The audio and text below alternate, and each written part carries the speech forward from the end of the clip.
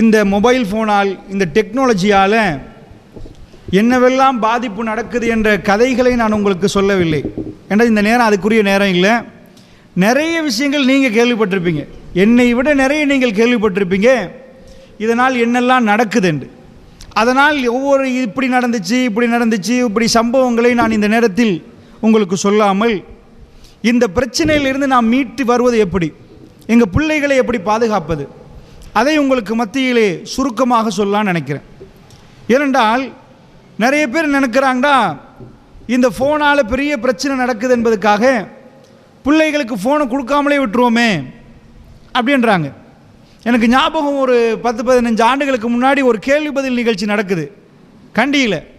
ஒரு பெண் கேள்வி எழுதி அனுப்பியிருந்தா, இப்படி தான் எங்கள் மகன் 9ஆம் ஆண்டு படிக்கிறாங்க, பிடிவாதம் பிடிச்சி ஃபோனை கேட்டார், நான் வாங்கி கொடுத்தேன், இப்போ ஃபோனிலே மூழ்கி இருக்கிறதுனால நானா தூக்கி அடிச்சிட்டேன், இந்த ஃபோனை கொடுக்கணுமா, திரும்ப என்னோட பேசாமல் இருக்கிறார், கதைக்க மாட்டேன்றார், இவரை சமாளிக்க எனக்கு தெரியல, ஒரு வழி சொல்லித்தாங்க, இவருக்கு ஃபோனை வாங்கி கொடுக்கணுமா கூடாதான்னு கேட்குறாங்க.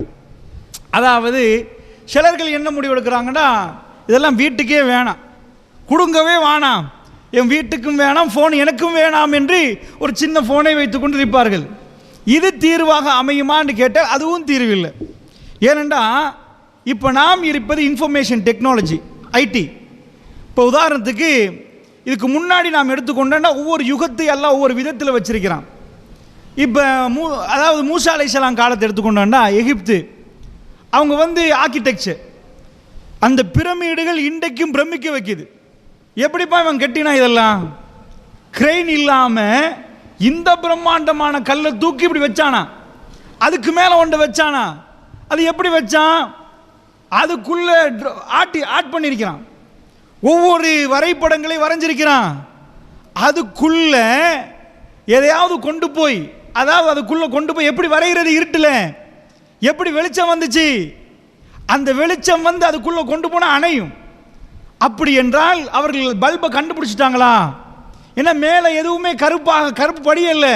இப்படி நிறைய ஆய்வுகள் பண்ணி இன்றைக்கும் உலகத்தில் அதிசயங்கள் பட்டியல், அதிசயம்னா 100-1000 இல்லை, 7 wonders of the world, 8 அப்படி 7 8 இப்படி தானே வந்துச்சு. இதுக்குள்ளே கொண்டு போய் பிரமிடு சுருற அளவுக்கு அவ்வளோ பிரம்மாண்டமான ஆர்கிடெக்சர் அவர்கள் காலத்தை பொறுத்தளவில் அந்த மாதிரி ஒரு யுகம். இன்னொரு யுகத்தை நாம் பார்த்தோம்னா, இப்படி ஒவ்வொரு காலத்தை எடுத்துக்கொண்டோன்னா ஒவ்வொன்றிலையும் ஸ்பெஷலாக்கி வச்சிருப்பான். அந்த யுகத்தை முடித்ததுக்கு பிறகு இன்னொரு யுகத்தை அல்லாஹ் தொடங்குவான். இப்படித்தான் உலகம் முன்னேறி கொண்டே வருகிறது. மனிதன் காட்டுக்குள்ளே இருந்தான், அவன் அப்படியே வீடுகளை கெட்ட தொடங்கினான், இன்னொரு யுகம் மலருது. இப்போ என்ன யுகம்ண்டா, இன்றைக்கு ஒரு 25-30 ஆண்டுகளுக்கு முன்னாடி, 40 ஆண்டுகளுக்கு முன்னாடி வெளிநாட்டுக்கு போனால் அவங்க லெட்டர் வரும் வரைக்கும் பார்க்கணும்.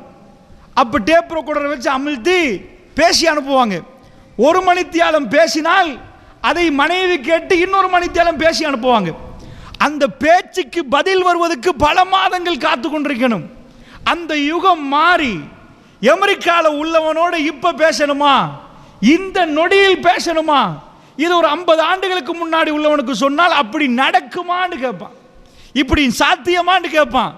என்னப்பா அங்க உள்ள கணவனோடு இவ்வளவு கஷ்டப்பட்டு பேசுறோம், இப்படி சொன்ன ஒரு பட்டன்ல அவர் முகம் தெரியுமா, அவர் பேசலாமா, அவருடைய அசைவுகள் தெரியுமான்னு கேட்பாங்க. அல்லாஹ்வுடைய நல்லடியார்களே, அப்படிப்பட்ட ஒரு யுகம். இந்த யுகத்தில் வாழ்ற நாம் பிள்ளைகளுக்கு மொபைல் ஃபோன் கொடுக்கலன்னா நாம் 1990களுக்கு போயிருவோம்.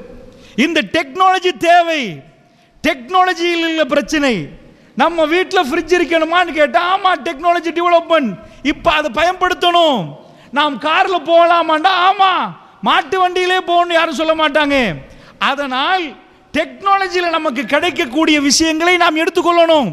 இந்த மொபைல் ஃபோனில் எவ்வளோ விஷயம் இருக்குது, ஹதீஸை பார்க்கலாம், குர்ஆன் ஓதலாம். இந்த டெக்னாலஜியால் ஏற்படுகிற விளைவுகள் என்ற ஒரு பக்கம் இருக்குது. அதுக்கு மொபைல் ஃபோனே வேணாம், தூக்கி அடிங்கன்னு சொல்லக்கூடாது. இந்த மொபைல் ஃபோனில் உள்ள கெடுதிக்கு என்ன செய்யலாம், அதனால் சொல்லுகிறேன், உங்கள் புள்ள கணனி படிக்கணும். இப்போ 5ஆம் ஆண்டு புள்ள கோடிங் படிக்குது. கோடிங்னா என்ன, ஒரு டைமில் பிஹெச்டி முடித்தவன் தான் ஐடியில் கோடிங் படிப்பான். அதாவது ஒரு ஆப்பை கிரியேட் பண்ணுறது, அதாவது நாங்கள் எதை கொடுக்குறோமோ அது கேட்பது ஒர்க் பண்ணும். நம்ம அப்புக்கு என்ன சொல்கிறோமோ 2 2 4 அது 4 சொல்லும். 6 6 போட்ட சொன்னே 12 சொல்லிடும். இதுக்கு கோடிங் எழுதணும். நம்ம பிள்ளைகள் கட்டுரை எழுதுற மாதிரி, கடிதம் எழுதுற மாதிரி கணனி மொழியில் எழுதி போடணும். அந்த கோடிங்கை அப்போ படித்தவர்கள் இப்போ யாருப்பா படிக்கிறாங்கன்னா வீட்டில் உட்காந்துட்டு 5ஆம் ஆண்டு பிள்ளையா கோடிங் சொல்லி தரவா, அவ்வளவு அப்படி சின்ன பிள்ளைகள். இவர்கள் கோடிங்கை வைத்து என்னென்னலாம் செய்ய போறாங்க. இன்னும் கொஞ்சம் நான் முன்ன போற நேரம் ஆச்சரியமான உலகம் வரப்போகிறது என்று மார்க் ஜக்கர்பர்க் சொல்கிறார். ஃபேஸ்புக் உடைய நிறுவனர் என்ன சொல்றாரு, இதுக்கு பிறகு நீங்க எல்லாம் வேலைக்கு போக வேண்டியது இல்லை, வீட்டில் உட்கார்ந்துட்டீங்கன்னா ஃபேஸ்புக் இன்னொரு உருவம் எடுக்க போதாம். அதற்காக பல பில்லியன்களை போட்டு உலகத்தில் ஒரு பெரும் புரட்சியை உண்டாக்குவதற்கு அவர்கள் தயாராகிறாங்க. என்ன புரட்சி? நீங்க எந்த சேர்ல உட்காரீங்களோ, எப்படி உலகத்தில் ஒரு பெரிய கான்ஃபரன்ஸ், இந்த மஸ்ஜித்னு வைங்களேன், இப்போ நான் பேசுறேன், நான் வீட்டில் இருந்தே இதே பேக்ரவுண்டில் பேசிடலாம். நீங்க இதே பள்ளியில் இருக்கிற மாதிரி உட்கார்ற ஃபீலிங்ல கேட்கலாம். ஒரு சாதாரணமான ஒரு கண்ணாடி தான் தர்றாங்க. அதை போட்டால் உங்களை பிடிக்கலாம், உங்களுக்கு சலாம் சொல்லலாம். இந்த மாதிரியான ஒன்றை அண்மையில் வரப்போகிறது என்கிறார்கள். அல்லாஹ்வுடைய நல்லடியார்களை எங்க எப்படி போகுது என்று தெரியல. ஆனால் இவைகளை பயன்படுத்தணுமா என்று கேட்டால் நிஜமாக இவைகளை முஸ்லீம் சமுதாயம் பயன்படுத்தணும். ஒரு காலத்தில் ஆங்கிலம் பேசக்கூடாது என்றால் ஆங்கிலேயர்களோடு சேர்ந்தா இஸ்லாமும் சேர்ந்து போயிருவாங்க. அதே வாதத்தை வைக்கலாம். ஆங்கிலத்தை படித்து அவனுக்கு இஸ்லாத்தை சொல்லிக் கொடுத்தால் அவன் இஸ்லாத்துக்கு வந்துருவானே. அதனால் ஒரு சாதனத்தை காட்டி இது வேணாம்ப்பா, இதுதான் முசீபத் என்றால் இல்லை. வீட்டில் கத்தி இருக்குது, கத்தி இருக்கிறதுனால வீட்டில் சின்ன பிள்ளைகள் குத்தி கொள்ளலாம், ஏதாவது பண்ணலாம், அதுக்கான கத்தியே வேணான்றதா இல்லை. அந்த கத்தியை நாம் பயன்படுத்துவோம். சின்ன பிள்ளைக்கு ஸ்கூலில் ஒர்க் பண்ணிட்டாங்க, கொடுத்துட்டாங்க, கத்திரி கண்ணில் குத்தும். அந்த 1ஆம் ஆண்டு பிள்ளை, அந்த புள்ள பக்கத்தில் நாம் இருந்து வழி நடத்துவோமே தவிர வீட்டில் உள்ள கத்திரியெல்லாம் தூக்கி வீச மாட்டோம். அல்லாஹ்வுடைய நல்லடியார்களே, அதனால் என்ன வீட்டில் நம்ம தண்ணி நிறச்சி வச்சிருப்போம், பேசனில் குளிப்பாங்க சில பேர். எத்தனையோ குழந்தைகள் உளுந்து மௌத்தாக இருக்குது. ஸ்விம்மிங் பூலில் மட்டும் இல்லை, அந்த மாதிரி நிறச்சி, அதனால் தண்ணியே வேணாம்ப்பா, தண்ணியை காட்டாதீங்க, அப்படியா இல்லை. அன்பார்ந்த சகோதரர்களே, இந்த நேரத்துக்குள் நான் என்ன சொல்ல வருகிறேன் என்றா, இந்த மொபைல் போனால் சீரழிவுகள் ஏற்பட்டதா என்று கேட்டால் சந்தேகமே இல்லை. அது பெரும் முசீபத்தை உண்டாக்கி இருக்குது. இந்த டெக்னாலஜியில ஒரு பக்கம் எங்களுக்கு பெரும் நன்மை தந்திருக்குது, இன்னொரு பக்கத்தை பார்த்தோம்னா பெரிய முசீபத். அதை நான் சொல்லி நீங்க புரிய வேண்டிய தேவையில்லை. அன்றாடம் உங்க காதுக்கு கேட்க